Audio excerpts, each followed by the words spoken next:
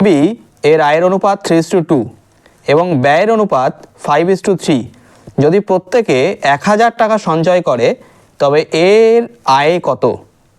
এই প্রশ্ন কিন্তু পরীক্ষায় বারবার আমরা দেখতে পাই। ফলে আমরা শিখে নেব খুব সহজে কীভাবে পরীক্ষার হলে করতে পারি। দেখো কীভাবে অঙ্কটা করছি। তাহলে প্রথমে আমি এ লিখলাম, বি লিখলাম। সঞ্চয় কিভাবে আসে? আয়ের থেকে ব্যয় বাদ দিলে, তাহলে আই ফর ইনকাম আর ই ফর এক্সপেন্ডিচার বা ব্যয়, সেটার নিচে সঞ্চয় লিখে নিলাম। তাহলে আয় করছে কত? 3:2 আর ব্যয় করছে কত? 5:3। সঞ্চয় করছে কিন্তু সেম, এখানে যা থাকবে এখানেও তাই থাকবে। এই অনুপাতটা সেম করার জন্যে আমি একটু এই অনুপাতগুলো নিয়ে খেলা করব। সেটা কীরকম? এই যে 3:2 আছে, আয় তো একটু বেশি হতে হবে, নাহলে সঞ্চয় কী করে হচ্ছে? 5 একক 3 একক, তাহলে 3 এককটাকে আমি একটু বাড়িয়ে দিচ্ছি। এটাকে আমি প্রথমে 2 দিয়ে 3 দিয়ে এরকম করে গুণ করব।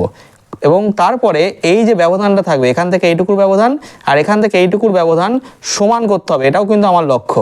তাহলে প্রথমে 2 দিয়েই গুণ করে দেখি। তাহলে 3কে 2 দিয়ে গুণ করলাম, এটা হয়ে যাচ্ছে 6। 2কে 2 দিয়ে গুণ করলাম, তাহলে এটা হয়ে যাচ্ছে 4। অনুপাতকে আমরা যে কোনো সংখ্যা দিয়ে গুণ করতে পারি। তাহলে এখানে হয়ে যাচ্ছে 6, এখানে 4। তাহলে 6 4, 6-এর থেকে 5 1 ইউনিট, 4-এর থেকে 3 1 ইউনিট। অর্থাৎ সেভিংস এখানেও 1 ইউনিট হচ্ছে, এখানেও 1 ইউনিট। তাহলে আমাদের সঞ্চয় 1000 টাকা করে বলে দিয়েছিল, সেই ব্যাপারটাও সিদ্ধ হচ্ছে। তাহলে আমি বেসিক্যালি এই ব্যাপারটাকে 2 দিয়েই গুণ করব।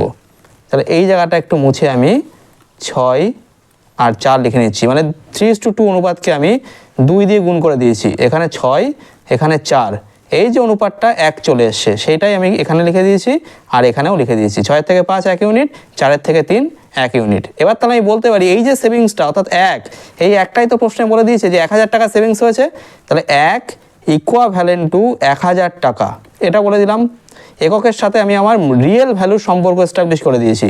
এবার বলছে এর আয় কত। এবার যাই বলুক না কেন, আমি কিন্তু এই প্রশ্ন থেকে এর আয় কত, বির আয় কত, এর ব্যয় কত, বির ব্যয় কত, যাই বলুক, যে অনুপাতটা আছে সেই অনুপাতের মানটা বার করে নিতে পারলেই আমার প্রশ্নের উত্তর সমাধান হয়ে যাচ্ছে। তাহলে এর আয় কত? 6 ইউনিট। তাহলে 1-এর মান যদি 1000 হয়, তাহলে 6-এর মান হবে 6000 টাকা। তাহলে এইভাবে কিন্তু এই ধরনের প্রশ্ন খুব সহজে আমরা করতে পারি।